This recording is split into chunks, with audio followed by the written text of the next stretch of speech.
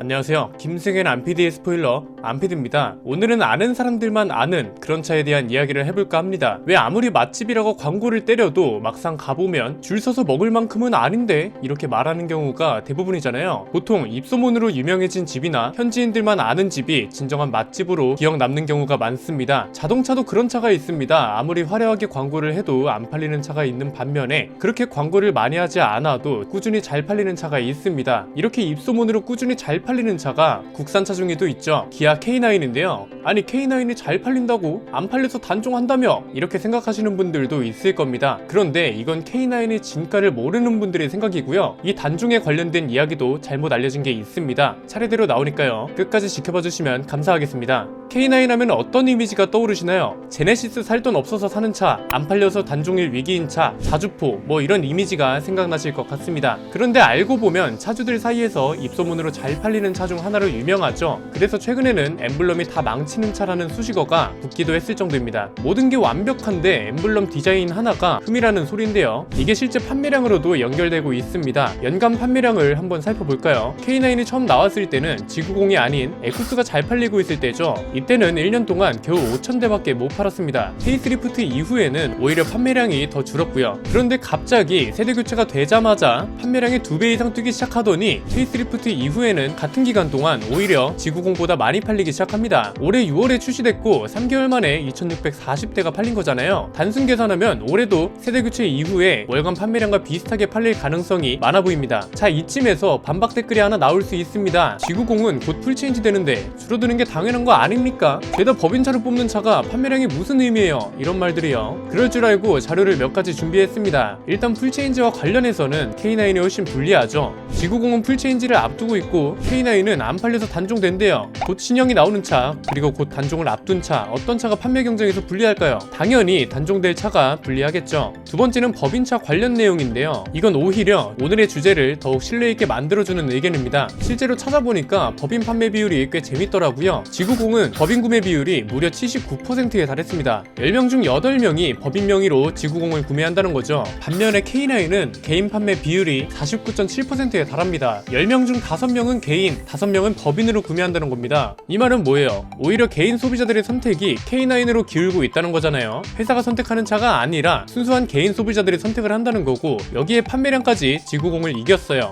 이건 곧 오늘의 주제가 더욱 적절하다는 걸 대변해주는 자료라는 거죠. 그렇다면 K9은 어떻게 입소문으로 고정 판매량을 잡을 수 있었을까요? 크게 세 가지로 설명할 수 있을 것 같습니다. 첫 번째는 전략적인 위치 선정입니다. 흔히 포지셔닝이라고도 하죠. 아까 보여드렸던 자료를 다시 보면 처음 출시된 이후 1세대 모델의 페이스리프트 때까지 K9의 판매량은 처참한 수준이었잖아요. 이게 그럴 수밖에 없었던 게 K9의 위치가 정말 애매했습니다. 제네시스에 가까운 오너 드리븐 차라 하기도 애매했고, 그렇다고 에쿠스에 가까운 쇼퍼 드리븐 차라고 하기도 애매했습니다. 이렇게 된 이유에는 기아차의 과실이 꽤 큽니다. 기아차가 K9을 처음 출시할 때 뭐라고 했는지 보면요. 개인 사업자랑 법인 사업자를 잡겠다고 했고요. 벤츠랑 BMW를 잡겠다는 얘기까지 합니다. 이때는 실수로 잘 만든 차가 아니라 진짜 실수를 했던 겁니다. 오히려 개인 소비자를 공략했어야 하는데 에쿠스가 꽉 잡고 있던 사업자들을 공략했던 거죠. 그리고 벤츠랑 BMW를 잡겠다더니 BMW를 표절한 차로 선정되는 굴욕만 맛보게 됩니다. 이 당시에는 국산차랑 독일차의 갭이 너무 컸잖아요. 그런 차를 마냥 잡겠다고만 하니까 소비자들 입장에서도 체감하기가 쉽지 않았을 겁니다. 그런데 세대 교체 이후에 분위기가 완전히 바뀝니다. 아까 보셨던 것처럼 판매량이 2배 이상 뛰었잖아요. 이전에는 G90 쪽인지 G80 쪽인지 몰랐던 위치가 세대 교체 이후에는 G80 쪽으로 확실하게 기울게 됩니다. G90은 운전석에서 내리면 기사 느낌이 조금 있는데 K9은 그 정도는 아니잖아요. 이게 페이스리프트가 되면서 더욱 G80으로 기울게 됐죠. 디자인이 확 젊어지면서 뒷자리가 아닌 운전석에 타는 게 오히려 자연스러운 차가 되어버립니다. 이렇게 되니까 소비자들 입장에서도 선택의 명분이 명확해진 거고요.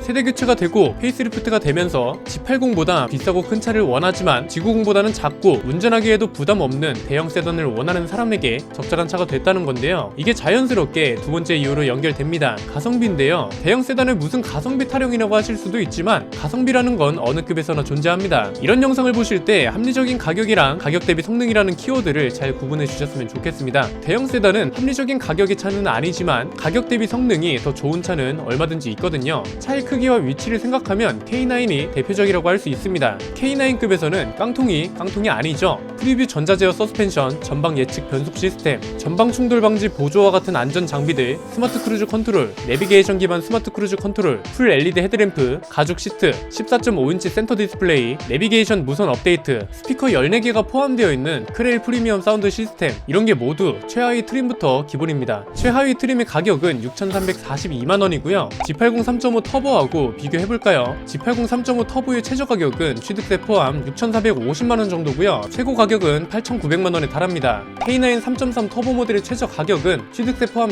6,860만원, 최고 가격은 9,500만원 정도입니다. 이걸 단순히 와 G80 가격 미쳤네 이렇게 생각하면 너무 1차원적인 거고요. K9의 가격 범위와 G80의 가격 범위가 상당 부분 겹친다는 거에 주목할 필요가 있습니다. K9을 중상위 옵션으로 맞춰도 G80 가격 범위 내에서 구매가 가능하다는 거잖아요. 이게 일반 소비자 입장에선 매력적일 수밖에 없습니다. 왜 그런 말 들어보셨죠? 급 차이는 무시 못한다고요. 소나타 풀옵션보다 그랜저 깡통이 나은 것처럼 고급 세단 라인업에서도 급 차이는 무시 못합니다. 심지어 K9은 깡통이 아니라 어느 정도 옵션을 넣어도 가격이 겹치니까 소비자들 입장에선 매력적인 선택지일 수밖에 없는 거죠. 가격은 상대적으로 저렴한데 만듦새는 큰 폭으로 좋아졌습니다. 약간 세대교체 전후에 G80과 비슷한 맥락입니다. 사실 세대교체 이전의 K9은 어딘가 부족한 감이 있었습니다. 외관과 실내는 너무 기아차스러웠고 실내를 감싼 디자인과 소재들도 그렇게 고급스럽지 못했습니다. 그런데 세대교체 이후에는 실내 디자인과 소재가 정말 큰 폭으로 발전했고요. 이때부터는 기아차도 고급 세단은 어떻게 고급스럽게 만들어야 하고 이 고급스러운 분위기는 어떤 소재로 어떻게 연출해야 한다는 것을 제대로 알고 만들었다는 느낌이 강했습니다. 그리고 페이스리프트된 K9은 기술력도 좋아졌죠.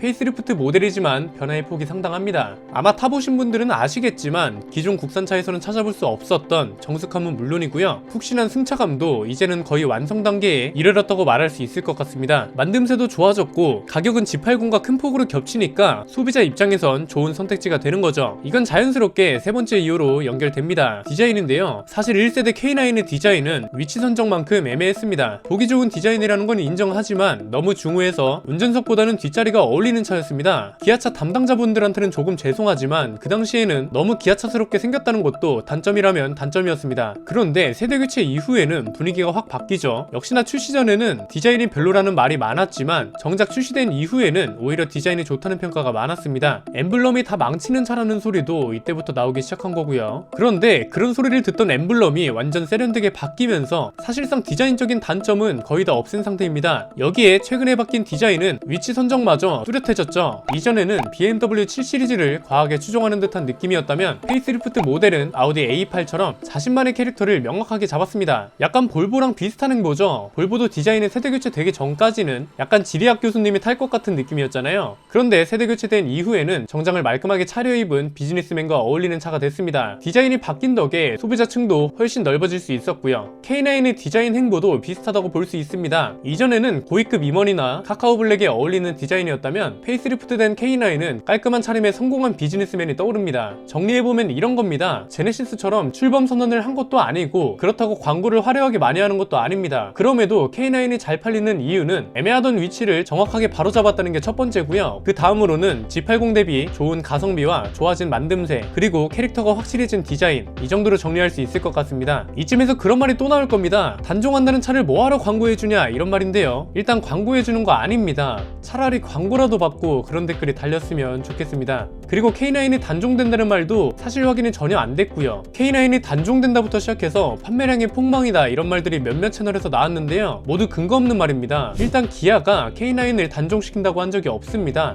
오히려 기아 관계자는 K9 단종에 대해 결정된 것은 아무것도 없다 이렇게 말을 했습니다. 판매량이 처참한 수준이었다면 모르겠지만 지금은 그렇지 않죠. 지구공보다 오히려 잘 팔리고 있고 고정 판매량이 나름 꾸준한 편이라 오히려 단종시키기가 어려운 상황일 겁니다. 혹시나 내연기관 엔진의 시대가 저물고 있다는 이유 때문이라면 오히려 단종이 아니라 순수 전기 모델로 바뀌는 게 더 가능성이 있죠. 실제로 기아가 EV6를 시작으로 2026년까지 신형 전기차 7종하고 파생 전기차 4종, 총 11종의 신형 전기차를 선보인다고 했습니다. 여기에는 세단부터 SUV 그리고 미니밴까지 다양한 라인업이 포함될 예정입니다. 일단 지금 상황에서는 판매량의 처참한 수준은 아니라 단종설은 좀 더 지켜볼 필요가 있어 보입니다. 지구공이 풀체인지 되면 수요를 모두 뺏어올 거라고 거라고 생각하는 분들도 있을 겁니다. 그런데 이것도 확정지어 말하기는 일러 보입니다. 오히려 지구공은 차가 더 커지고 고급스러워진다고 하죠. 이 말은 곧 뒷자리가 지금보다 더 어울리는 차로 나올 거라는 거고요. 이렇게 되면 K9하고 사이가 더 멀어지는 거라 판매량 간섭이 오히려 약해지지 않을까 싶습니다. 벤츠랑 BMW 잡겠다고 했다가 실수로 잘 만든 덕에 입소문을 잡게 된 기아 K9 이야기였습니다. 앞으로 이런 시장 동향과 관련된 모델별 근황도 가장 빠르게 스포일러해드릴 예정이니까요. 구독과 좋아요, 알림 설정을 통해 가장 빠르게 받아보셨으면 좋겠습니다. 저희와 성장을 함께하는 팀원들을 소개하면서 영상 마치겠습니다. 김승현 안PD의 스포일러 멤버십 관심 있으신 분들의 많은 참여 부탁드립니다. 안PD의 자동차 백과 K9이 잘 팔리는 이유편이었습니다. 감사합니다.